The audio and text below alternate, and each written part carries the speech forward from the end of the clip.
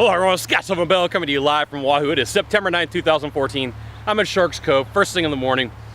Hey, I want to talk to you about a form of sales sabotage, but I'm going to have to tell you a story about myself first. So just before I came out here about 3 weeks ago, there were some pest control guys knocking on the door in Sacramento. And one of them came to my house and he knocked on the door and I answered. Now, I'm in the strange minority of people where I like to listen to other people's sales presentations because there's always something that I could get from it. And I really got something big out of this guy's.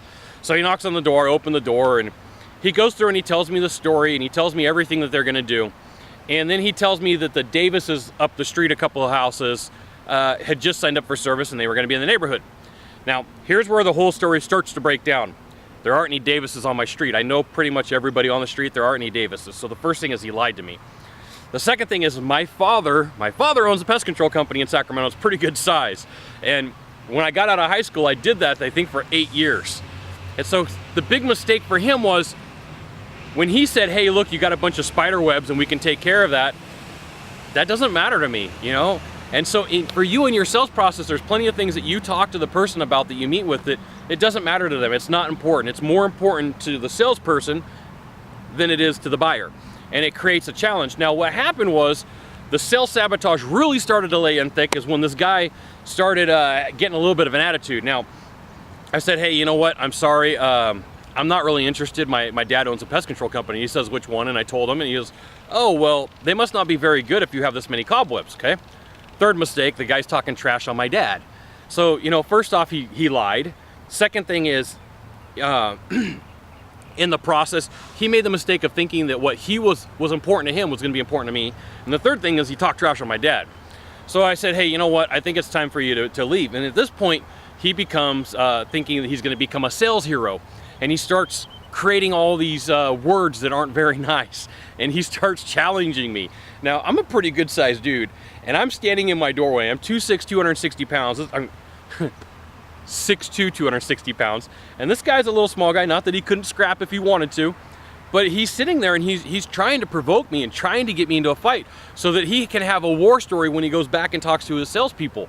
You know, because like sometimes this is what happens is, you know, you think that you're gonna lose a sale, you know that it's not gonna work out, and you're like, you know what, I'm throwing my last ditch effort in, I'm gonna do everything I can to get thrown out so that I could go back to the office and I could tell everybody about it. That's what this guy was doing. And so I politely asked him to leave a couple of times, and then when he wouldn't leave, I had to start walking out of my doorway, and then he ran off like a little tiny girl. Not that being a girl is a bad thing, but you know, I scared him. So here's the thing, in the sales process, first, don't lie, that's a bad thing. The second thing is, you gotta remember, when it comes to sales, what's important to you isn't always important to the buyer. And he would have learned this by asking me questions, but he was so wrapped up in giving his sales process at half a mile an hour. He talked really slow, it drove me insane. At half a mile an hour, he's telling this whole process, and then, you know, he talks trash on my dad. So the question for you, it took me a long time to get to this point, is what is your graceful exit strategy? What are you gonna do when there's a sales call that you get to, that there's nothing that can be done? The supplier's already taken care of, it's wrapped up. The person may not care about the issues that they have, and you know, that's your industry. How are you gonna get out of that so that the next time you have that availability to meet with that person or that company, that you haven't set yourself up on such bad terms that you can have the conversation and talk to them again?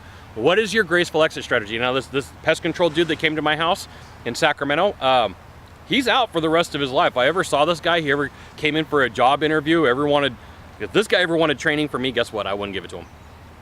He's out of luck. Talk trash on my dad. Don't talk trash on my dad. That's a bad thing to do. Or my mom. And so what are you gonna do? What are you gonna do to get out of this process if there's gonna be an issue where you can't do anything for the person?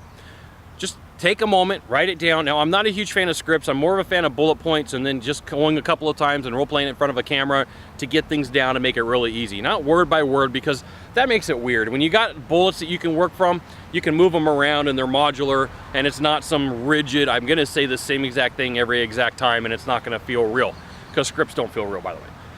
Now, if you could do a small favor for me in the box down below, leave a comment, question, or story, that'd be fantastic. To the right or to the left, there's a subscribe button. You can hit that also. And then there's a thumbs up sign, meaning, Scott, that was awesome, that was cool. Then you can send it out to all your friends. Stumble upon Facebook, Twitter, Google+, because that's always a cool one. Sylvan Bell. Only Scott Bell. Sylvan Bell. We'll see you soon. Thanks for watching. Aloha.